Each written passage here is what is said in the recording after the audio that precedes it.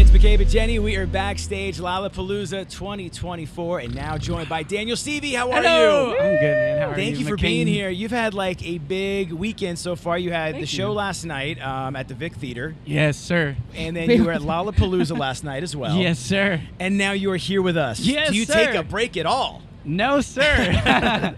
I couldn't, man. Like, anytime I do get given a break, I dread it. Like, I really just live for this stuff. And it's crazy, though, how much you do in a day out here doing this whole You guys know how it is. Oh, like, yeah. It's a grind. You'll, it's like, a grind. literally last night after the Vic show, I was going to bed, and I turned to my girl and was like, that Lala set was earlier today. Like, that's right. crazy. It felt like a how whole much day you passed do in by. a day is absurd, but I love it. So, well, I mean, you sure brought you know the about energy. that. Yeah. And Thank you. Is this the first time that you performed solo during a festival? That was my first festival performance ever in my life. Oh, my gosh. With my band, solo, anything. There it is, Lollapalooza 2024. Yeah, I'm not going to lie. I was bricks when I first got up there, and by the end, it was probably the best experience I've ever had. It was so fun. That's awesome. I mean, going into it, like, how do you prepare yourself when it's like a festival as opposed to like just just a show? There's there's nothing you could do to prepare for that. Well, honestly, too, I didn't know like how it went here, and we didn't get like a sound check or anything, so I was freaking out,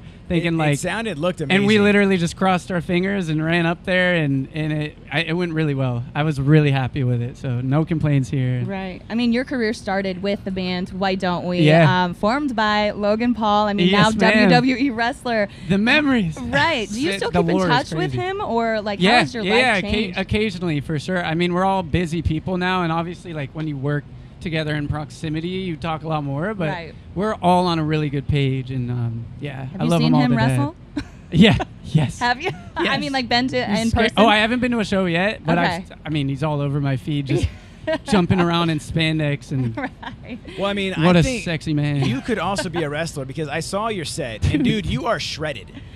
Like, you are shredded. Thank you, man. What is your workout routine look Dude, like? honestly, there's this girl on YouTube, Pamela something, and she got these 10-minute ab workouts. Oh, dang. I do that, and I Let's do stretch. this. That's it. But it works. You just watch some TikTok videos, and that's how you Yeah, work out? yeah, basically, You don't even yeah. pay for a trainer? No. I I need not. to do that. I need to lose this. I don't know, Like- man. Whatever works, you know. Well, you've been working on music, Dancing in the Dark. Tell us about that piece of work, the inspiration behind it. Oh my gosh, Dancing in the Dark. When I put that out, I genuinely just, maybe I had a chip on my shoulder. I don't know exactly why, but I just put that out to see.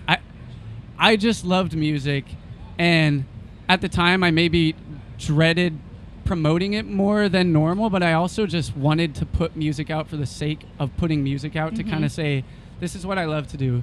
And so I didn't really promote that music at all. I just kind of threw it out with no expectation. And I would say if I didn't put that out, I probably wouldn't be sitting here today doing a set and whatnot. And so I don't know, it was a good lesson for me of just like following your heart, following your instinct. And that sounds cliche, but it really can get you to where you want to go, more than like looking for the right directions or listening to like the bigger heads and whatnot. They know just as much as you. I really believe that, because I've seen it now for myself. Yeah. So Yeah.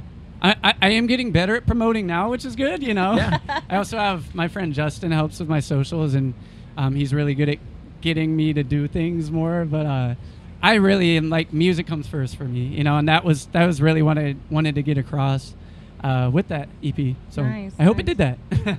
No, You're I mean, doing it now. Yeah, you're doing it now. You got the new music, your first festival, Lollapalooza, which is crazy. thanks. You're here for that. What is like next for you, man? Like, how do you top this? Yeah, right. Great question. When I get back to LA in a couple days, I'm gonna try to legitimately wrap my album, finish it. I produce a lot of it myself, which is fun conceptually, and then you get into it, and it's a lot. And, you know, I'd sign up for it, and I love doing it, but it takes a while. So I was going to say, when you're producing your own music, and we're all, I think, our hardest critics on ourselves. So, yeah. like, when do you know a song is done? Because there can be moments you're just like, I don't know. That is a really good question. And it genuinely, I think, especially when you work alone and you don't have a second opinion, the best thing I can do is kind of give it time, like step back for a week, get what I call like fresh ears, and then go listen again and either go, that's really good, or that sounds like ass, you know, and and it really can land on either one. And then you just kind of keep chipping away from there until you finally, it is really hard to draw the line, but at some point you go, all right, I think we're here. Do you ever call someone in and you're like, can you just please tell me if it's done? Like, just help me out. Yeah, I got like a little circle of trusted friends that, We're looking forward to more. Now, we do have this box of possibly unfortunate questions. Oh, I love that. Do I grab it by you can grab it by little hands. It's going to pop out. It hasn't fallen off yet. Yeah, it has, I know. Okay, just grab one. That thing. Yep. Okay. Grab one. All right. Is it What's the funniest thing that happened to you recently? Oh my God! Last night at the Vic show. All right, perfect. Mine and Benson's girlfriends are such silly gals that they planned this for weeks. They got like actual like fake tattoos of our names on their ankles. Nice. And like went as far as to like get the tattoo tape to make it look like a fresh tattoo and everything. Yeah. And they like went into the green room and like pulled us aside and were like, now guys, we were just feeling crazy one night. And for like a minute they had us convinced that they tattooed our names on their ankles. And we were like, I mean, no, it's were you like great, baby? I love it. I was like, do you support it? You're like, great. I felt so bad though. I was like, so good, I ended up going, I was like, no, that can't be real because like the font's not that good. And she goes, that's my handwriting. I was like, oh.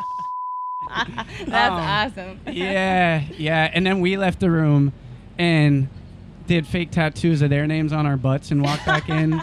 It's still on there. I'll save that for these are next tour. That one. Yeah. The camera doesn't need to see that, but match made just in know I got KAT on my booty right now.